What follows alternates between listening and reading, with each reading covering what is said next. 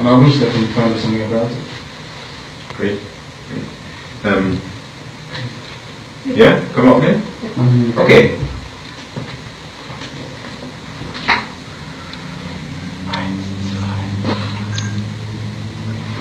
Okay, so thank you very much for coming here. Thanks It's an honor for us to be able to talk to you. And if you could first maybe introduce yourself and your organization, if that's possible. My name is Mazi Nnamdi Kanu. I am the leader of the indigenous people of Biafra.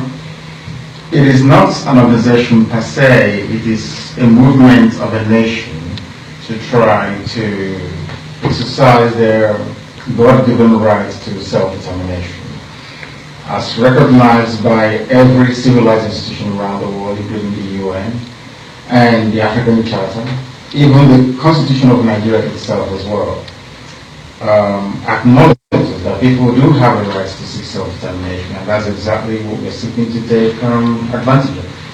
Right. Very peaceful movement. It is a non-violent movement. We don't believe in violence. It's entirely peaceful. We agitate, we protest, we organize rallies, and we talk to people. That's all that we do. We've endured quite a lot from the Nigerian government. We are still enduring those forms of brutality against our people up until this very morning. They're still killing, they're still pillaging, they're still raping our women. But we have remained on the side of non-violence because we feel that is the best way to go. I could imagine that it's a difficult decision to take. You know, in the long run, it helps you to achieve your goal. But I could understand if people say, no, we have to suffer too much. We have every right to fight back. It's very, very frustrating. We are inspired by the struggles and the successes of the likes of Martin Luther King and Mahatma Gandhi in India, and we believe that although the temptation to fight force with force, to fight evil with evil, coming from a very civilized people, as we Biafrans are, we would not demean ourselves by stooping to the level of the aggressor. So we intend to continue to speak to organizations around the world like the good selves, to begin to make and consistently make the case for Biafra. We are not against anybody. We are not about to emasculate any economic interest. We are here to try and do something that hasn't been done before. All we are trying to say is that the way that Nigeria, as a microcosm of what Africa has come to represent, is structured, there is no way you can possibly extract any meaningful human existence from the present arrangement you have in Nigeria, and by implication across Africa as a whole. So the best way for us to go is to try to return to how we were before the artificial colonial borders were thrown up. Exactly what Germany fought here in late 80s towards early 90s. As I've argued on a few occasions, the coming down of the Berlin Wall is the German version of self-determination. The clash of ideologies between socialism and capitalism made it impossible for the great German people to be together as a nation. I want Germans to also understand that that is exactly what is happening to us in Africa today, and especially in Nigeria. What we are having is our own version of the Berlin Wall. And the best way to try and get rid of that is by allowing reason, logic, and common sense to prevail, and not by going to war. And we don't intend to go to war. What are the means that the Nigerian governments, successive governments, have used in order to suppress human rights for Biafrans, self-determination for Biafrans? A comprehensive and wholesale economic, social, and political emasculation of our people.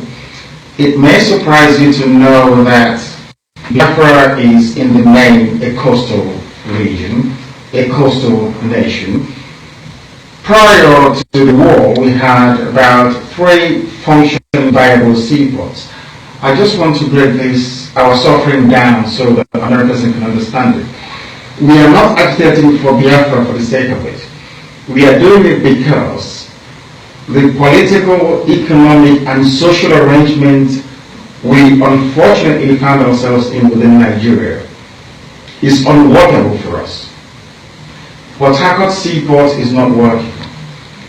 Calabar Seaport is not working. Warri Seaport is not working. Now there is huge congestion at the Apapa Wharf in Lagos.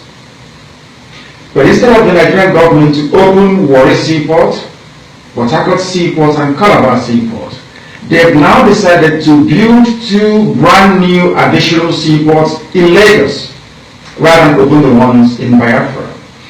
You may also be aware of the fact in the recently concluded elections that Biafrans were prevented from voting in Lagos, in Abuja, and in Kanu. These are well documented by the observers that were sent by the European Union. There has been no notice of admonition. Nigerian governments have not been called or held to account as to why citizens of a particular country supposedly were not allowed to vote. I'll give you a simple example, again in Germany. You have a lot of people who are German citizens but that have Turkish, either parents or grandparents descended from the Turkish migrants into Germany after the Second World War. It is tantamount to saying to them that you will not vote in Bavaria, you will not vote in, say, in Hamburg, you will not vote in Cologne because you are Turkish. Do you see such a thing happening in Germany? That is what is happening in Nigeria, and nobody is talking about it. When it comes to police brutality, military occupation, extortion, rape, pillaging, kidnapping, all forms of what I call official banditry by all the security arms in the Nigerian government, things we encounter and witness on a daily basis. All we do is we catalog them, we forward them to the likes of the organization, to the UN, to the EU, and nothing happens. So the status quo that you have in Nigeria are those supporting the status quo in Nigeria, which is the preservance of the present political structure in Nigeria, will lead to the extinction of my people. Who benefits from the current structure? I think the colonial masters benefit from it. And also those whose interest it serves to ensure that Africa remains perpetually poor and subservient to the powers that be around the world.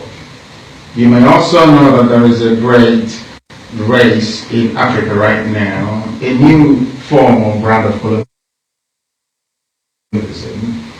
with the Chinese coming in and perhaps the Americans trying to stop them by also engaging a few governments in Africa as well. I am not against economic investment in Africa. I'm not against the economic participation of very powerful nations in Africa. In fact, I welcome it. I am a capitalist. I believe in laissez-faire economics. I want to come to Africa to invest to create jobs and opportunities for everyone. But there has to be a recognition that the arrangement we or some of our fathers inherited after colonialism is unworkable, has never worked, and will never ever work. That is why no single black African country is proud of its record. No single black African country is developing in the right sense of the word development. All of them are dependent on handouts from Europe, from America, from Paris. And there is a reason for that. The reason for that is that the coming together of divergent value systems is the key problem that we have. Allow me to once again reference Germany. There is a debate within the EU to allow Turkey to become a part of the EU. They've been applying for years and lobbying to become part of the EU. Although they are part of the UEFA, you have Galatasaray, you have all the great football clubs from Turkey playing or UEFA Champions League. But yet Turkey is not a part of the EU, and there's a reason for that, and very valuable one. The reason being that the value system, which is the way you understand as a group of people, the way you distill issues, the way you solve them, the way you resolve them, is who you are as a people. We all know it's called value system. The value system of an Islamic Turkish state cannot sync with what you have in Western Europe as encapsulated in the EU. Mm-hmm. In other words, to fit Turkey within the EU, we need a lot of cultural clash and upheaval. So the thing to do is to allow Turkey to stay where it is and let remain friends with Europe. But if you are seeking similar union with, say, Canada or the USA, it will be far more easier to achieve, because they are all Judeo-Christians, they have democratic values, they believe in human rights, they believe in having an open society, they believe in the rule of law. This is what binds Europe together as presently constituted. Now, if you come to Nigeria, for instance, the northern part of Nigeria, they're mostly feudal Islamic emirates. In the west, the Yorubas, educated, sophisticated and obeying, they're more monarchical in their outlook. We Easterners, we Biafrans, are republicans by nature. So having a state or a nation like Nigeria is like lumping United States of America, Iran, and Afghanistan into one country. And everybody knows it can never work. Mm-hmm. So that is the difficulty that most academics and scholars have failed to grapple with, that the present state structure in Africa is an impediment, a natural impediment to development, to growth, to the building of a civilized society in Africa. And no part of Black Africa will be civilized until these core issues are addressed. What do you say to those people who say that new countries mean new conflicts? New countries or new more movements for self-determination, yes, for independence, yes, lead to brutal clashes between different ethnic and religious groups? The same argument was made before the collapse of the Soviet Union. The same argument was also made before Yugoslavia was dissolved, and to a lesser extent Serbia as well. You will recall and agree with me that the Soviet Union was a nuclear power, isn't it? Was there a nuclear war when the Soviet Union broke up? Yugoslavia, to an extent, the same. There was that fear or paranoia about the Balkans. You know, the ripple effect it will have on the border of Europe should Yugoslavia be allowed to break up. Yugoslavia broke up. New emerging democracies came out as a result of it. Is there any war in Yugoslavia today?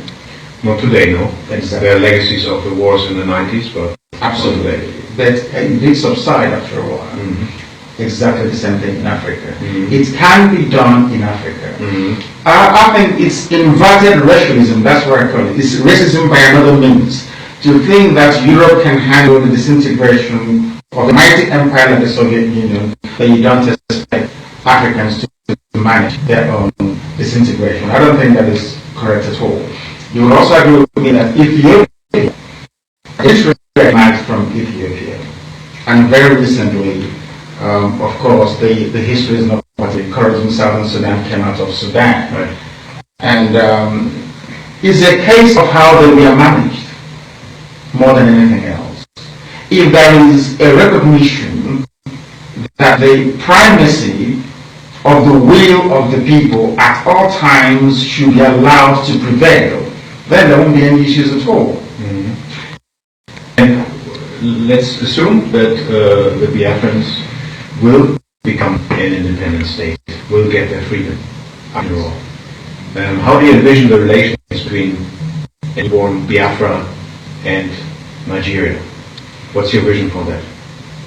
That would be the same relationship that USA held in England. After all, the United States of America fought for independence, armed conflict for that matter, and broke away from the British Empire. And today they call themselves cousins that lives across the pond. The same will happen with us. We were not at war before the British came to colonize us, and we will not be at war when Biafra is separated. There seems to be this fear that the reason why we seek Biafra is because of the huge oil and gas deposits we have in Biafra. That's not the case. We just want to live like any other civilized, normal country around the world. We don't want to come to Germany for asylum. We don't want to drown in the Mediterranean. We don't trek thousands of kilometers across the Sahara to die of dehydration. We don't want to be labeled as victims. We just want to live an ordinary, dignified life. You want to be the masters of your own fate. Absolutely, which any normal human being will aspire to have, I believe. Yes.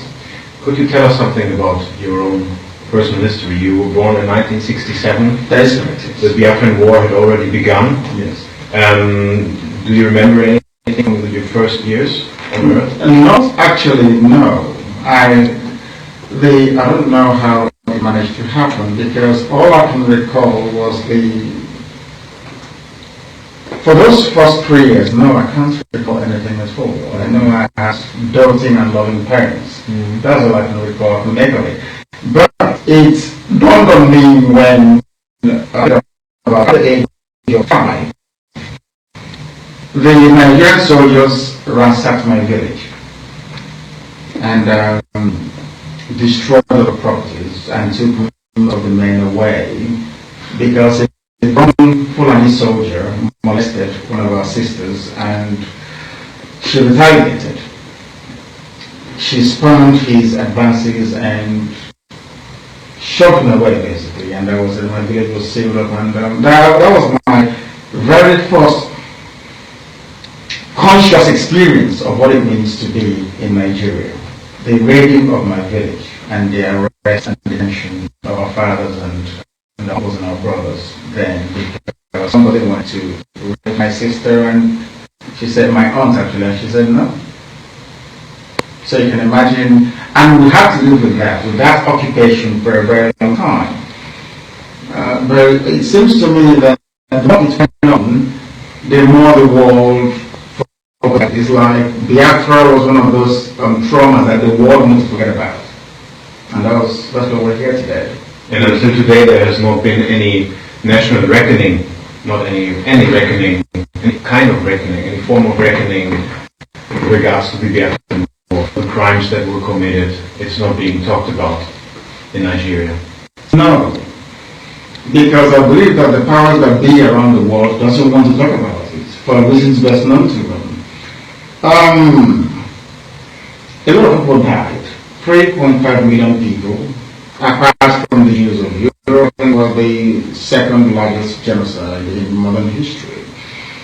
There was a conscious effort to sweep the whole thing under the carpet, like it never happened. But for some reason, we may also ourselves be guilty of that because we did not do what we're now doing. Raise the awareness and highlight the. So we also have to show part of the blame as well. That's you were criticized at a very young age. Yes. You told us about the rumors you had when you were 5 years old. Yes. Could you tell us something about how you were politicized in subsequent years? In subsequent years, that very experience that I had as a child stuck with me. And as time went on, we realized that Nigeria didn't want us to be there with them. They don't want us there as slaves, perhaps. So people they can exploit, people who will be made subservient to the powers that be. But as time went on, it became harder. we paid school fees to go to school. Others don't pay school fees. Others did not pay school fees. There's something called, a policy they introduced called the educationally disadvantaged states in Nigeria, which means that if I score 200 out of say 400 to go to a school, I will not gain admission or entry to that very school. If somebody else from somewhere who is Fulani or Hausa scores only 3 out of 400, they will get a private place in a boarding school, a unit school, they call it. Our parents had to start from scratch at the war. We were only giving £20 per family, per male, adult, child. Regardless of how much you had in the bank before the war, immediately after the war, all that money was confiscated by the Nigerian state and only £20 given to you. That is why today you have us in the business of buying and selling rather than manufacturing and goods of goods and services. The discrimination is not subtle anymore, very consistent and sustained, culminating only recently in the Nigerian government or those that are in charge of Nigeria telling us that we cannot vote in certain states, that an evil man, a Biafran, can no longer be the president of Nigeria. This is of the Nigerian state. It is not something that happened at a particular time. It is as an accumulation of a series of very distressing and disturbing developments within Nigeria that led some of us to say that enough is enough. And we are not going to stop until Biafra is free. Rest assured. You told us before that you agree. Yes. It was 29 years ago when you went to London, or was it even before? No, 29 years ago. Could you tell us about the circumstances of you having to flee? I fled Nigeria when I was released from prison, and they came to my house to kill me. The Nigerian state came to my house on the 14th of September 2017. When I was due in court the next month, October the 13th, they came to kill me on the 14th, and they ended up killing me to leave me in the prison. Now you would have thought in any other place around the world there would be some kind of an inquiry or some kind of judicial review as to why somebody who was granted by a court should be attacked with the sole intention of killing him. None of that happened in my case. What they wanted to do was to kill me, because they know the war has to do with Biafra. Nobody gives a toss about it. You can walk into Biafra today and kill 1 million people. I can assure you nothing will happen to you. So they came to my house, they became emboldened because they've killed Biafrans so many times that questions were not being asked. So they thought, we can go and kill him. And that nobody will ask questions. That's what happened. So I was basically bundled out of my house by my security men, but unfortunately 28 of them fell in the process. And I made my way to Israel. Okay, is that what happened? They came to kill me. I didn't levy war against the state, absolutely nothing. But because the Fulani ruling class in Nigeria, because they know that they have the backing of the Islamic world and by extension Britain, they can do whatever they like to anybody and nothing will come of it. That's the type of life we are being forced to endure in Nigeria. Can you tell us something about your relationship with the State of Israel? I am a Jew, not just myself, but my people. We are, most of the Jewish traditions we practice, we are into it. Basically.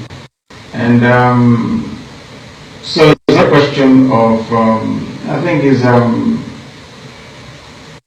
the journey of discovery. You know, when you discover yourself and know where you come from, and you can do all you can to be very proud of that very heritage and identity. That's what it is. So we've been this way for centuries. This is how we were born. So I'm not my apologies about that. I understand. And today, how does the Nigerian government portray its policies towards the people of Biafra, to the outside world? To the outside world, I think, is a conspiracy. A conspiracy to perhaps kill every Biafran on the face of the earth, erase Biafra people, because Nigeria has a lot of money they get from the crude oil and gas from Ireland, and they have well-defined lobbies around the world, including here in Germany, for instance. So when you present the case of Biafra before the German Foreign Ministry, what they tell you is that, oh, we are doing the best we can to make sure that Nigeria lives up to its obligations to respect human rights and to have value for the life of its citizens. That's all. We support the territory of here, and for that very reason, all we can do is advise the Nigerian government.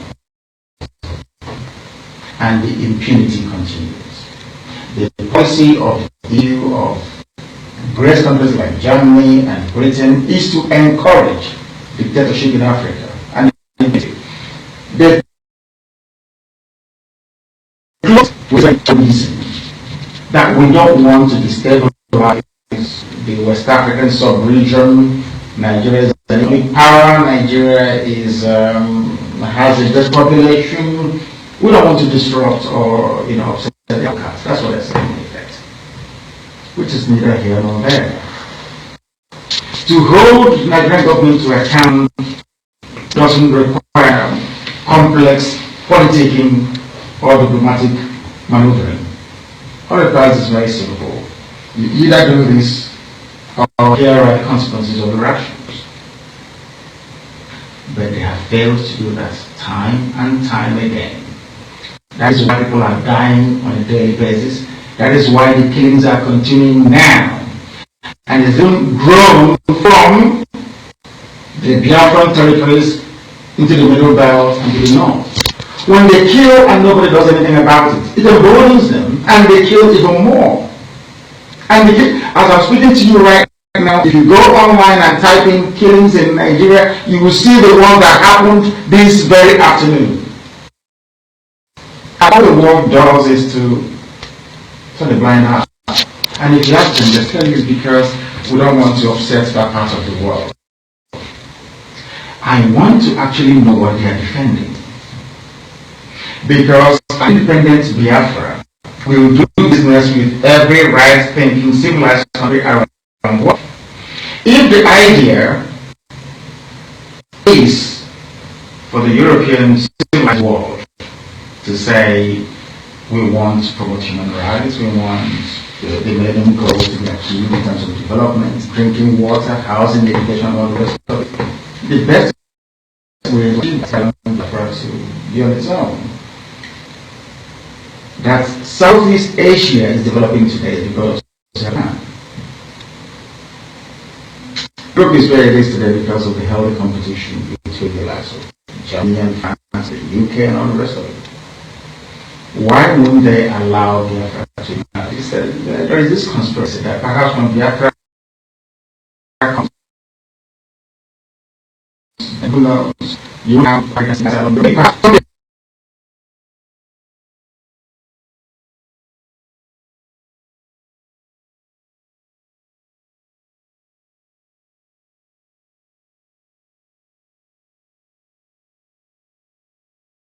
and you know that Biafra can solve that very problem.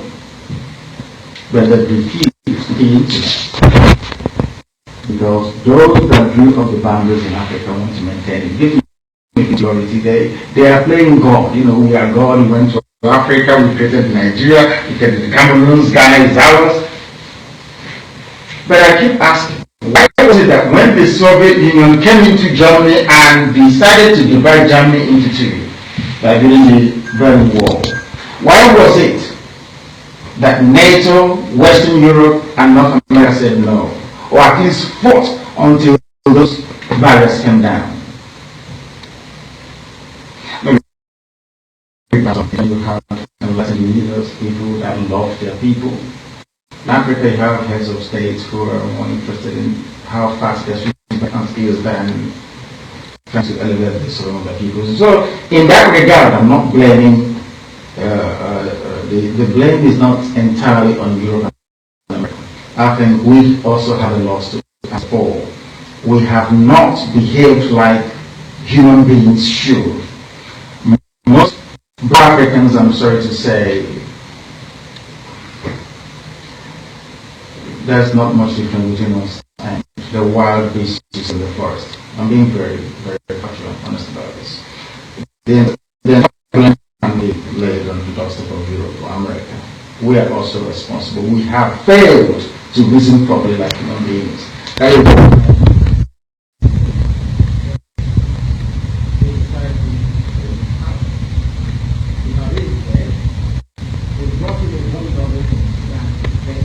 Any problem with the good friend of right, people will want and do that the man there is.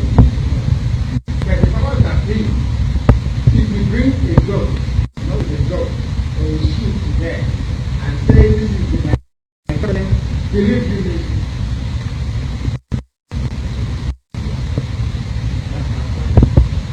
This same man will reach election. Everybody knows.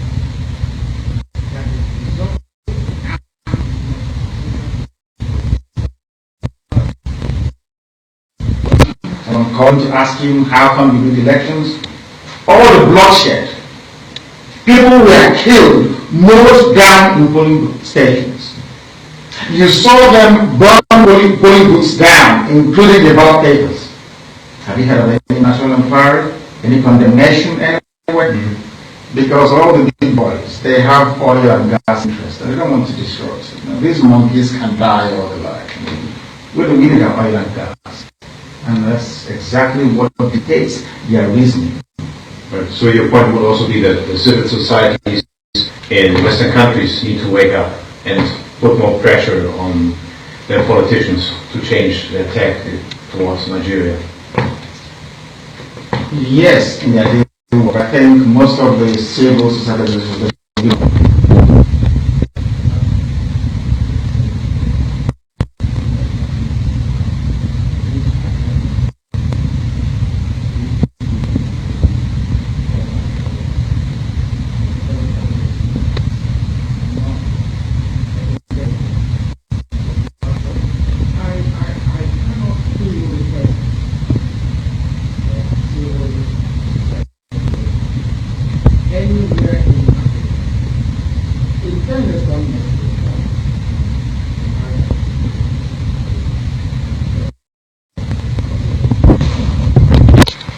But within a wider context, nothing is happening in Africa.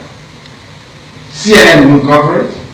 That won't cover it. Sky News won't cover it. You can watch Sky News from year to year. There will be no mention of anything in terms of human rights abuses happening in Africa on their platform. Al Jazeera the same. But when anything happens to a Muslim, Al Jazeera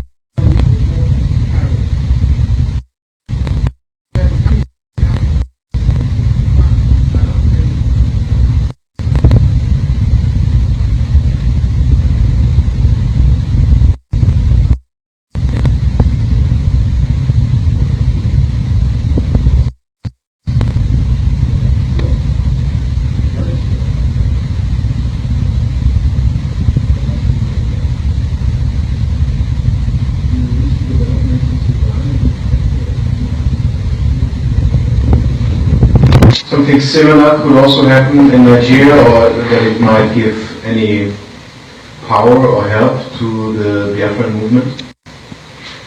Yes, but only within the meaning of the true understanding of what a nation should be. Isn't it very ironic that when Southern Sudan was part of Sudan, this uprising never happened?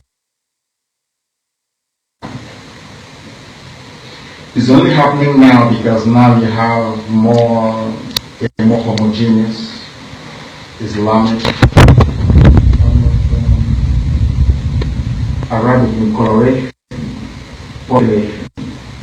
They now have the right to decide who government. In Nigeria, if Nigeria were to divide into three quarters, we can now hold our leaders accountable. That having this amorphous sort of congregation of diverse nationalities, all you need to do is to play on the ethnic card, the sense of your people. So you can be the worst dictator in the world, and nobody will remove you. Because you will stay in the them. That's what happens in Africa. That's what happens in Africa. Most political scientists don't even know. But in terms, look at the removal on all the Arab Spring happened in Africa, where there were predominantly one existing order, be it religious, be it political, be it social. They had one thing in common. They had pockets of other faiths and religions and people, but in the main, the overarching religion was Islam. So their value system was Islamic. You can rise up against the ruler of the state and people understand you.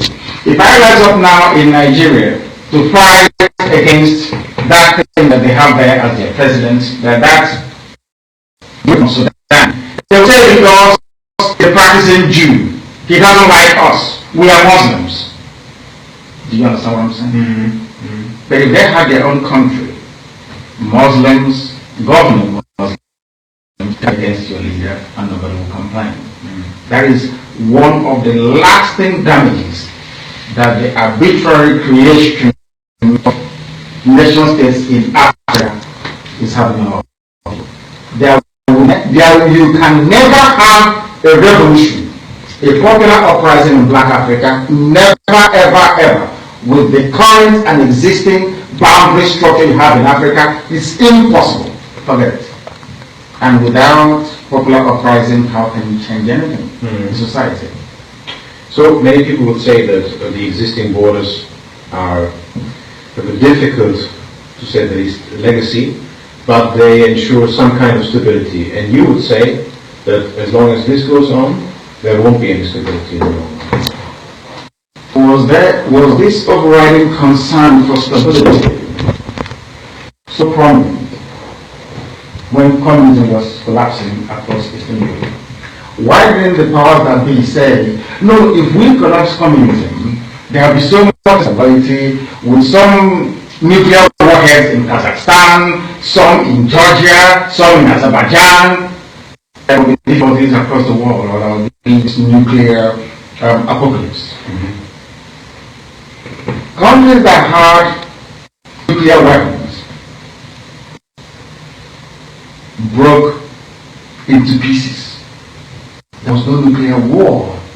Anybody pointing out or using stability as an excuse to maintain these great decaying and evil regimes you have in Africa, that thing is worse than faith. It's evil. It's a lie. An absolute lie. A rich man from Ethiopia, has the war ended? Has Africa collapsed? Southern Sudan came from Sudan itself. Has the war come to an end? Why is it that when it comes to Africa, the rules always change? Why is that? That is my main concern. Allow us to grow organically the same way that states were formed in Europe. How can I come from Biafra and I come to Germany and I cut you into 7 places and say, you, from today your name is Westphalia, you're Bavaria, you're no longer German. Does that make any sense to anybody? Why must we be allowed to endure? Maybe because we are Africans, we don't ask questions, and we are perhaps very stupid, I don't know. So, assume, let's be optimistic, assume that one day you will be able to return to Biafra. Yes. After such a long time. After now 29 years. Yes. What's the first thing that you do? First thing that I would do is to go and pray at the temple where our forefathers used to pray in a place called Arochukwu. A very glorious temple described by the British in 1904. I'll go back there to go and pray. And that's the first thing that I will do. And I'll watch a crop of new leaders emerge to take Biafra to its rightful position in Africa. I won't say the world. If I say the world, they will say black people from Africa feeling very well, going to school, no famine, no difficulties. I don't think that some parts of Europe can live with that. There is a part, I believe, in an average European that actually enjoys the suffering and misery in Africa. I'm being honest with you. Mm-hmm. There could be an insignificant minority that have the sense of fair play within them that would like to see Africa emerge from the mess that is in today. But I can tell you categorically that I believe some of them that donate money to charities may be so out of some kind of pity that these creatures can't and will never take care of themselves. I want to be alive to watch Biafra emerge from that stereotype and become something that is there today. And the world has nothing to do. The more the presidency of Biafra, the more I feel we have nothing to do. Anyway. Mm-hmm. Thank you very much. Thank you for talking to us.